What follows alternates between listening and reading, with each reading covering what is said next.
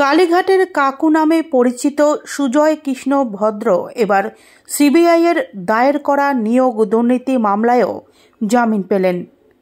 শুক্রবার সকাল 11টা নাগাদ কলকাতা হাইকোর্টের বিচারপতি শুভ্রা ঘোষ একাধিক শর্ত সাপেক্ষে তার জামিন মঞ্জুর করেন।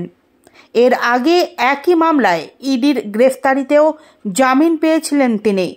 হাইকোর্টের নির্দেশ অনুযায়ী সুজয় কৃষ্ণকে পাসপোর্ট আদালতে জমা রাখতে হবে, নিজের সক্রিয় ফোন নাম্বার তদন্তকারী সংস্থাকে জানাতে হবে এবং সপ্তাহে অন্তত একদিন তদন্তকারী অফিসারের সঙ্গে দেখা করে সহযোগিতা করতে হবে।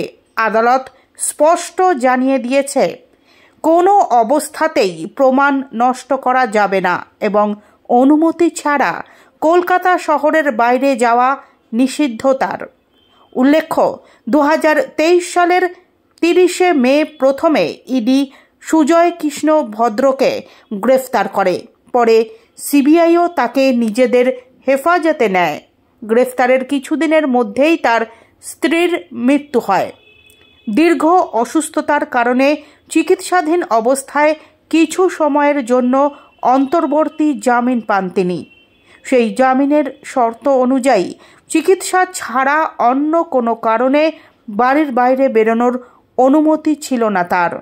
বাইরের কোনো মানুষের সঙ্গেও দেখা করতে পারতেন না।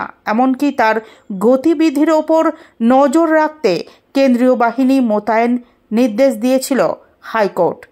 সেই দীর্ঘ অন্তর্বর্তী জামিনের পর এবার ইডি ও সিবিআই দুটি মামলাই শর্ত সাপেক্ষে স্থায়ী জামিন পেলেন কালীঘাটের কাকু। প্রাথমিকে নিয়োগ দুর্নীতি মামলায় এর আগেই জামিন পেয়েছেন প্রাক্তন প্রাথমিক শিক্ষা পর্ষদ সভাপতি তথা তৃণমূল বিধায়ক মানিক ভট্টাচার্য।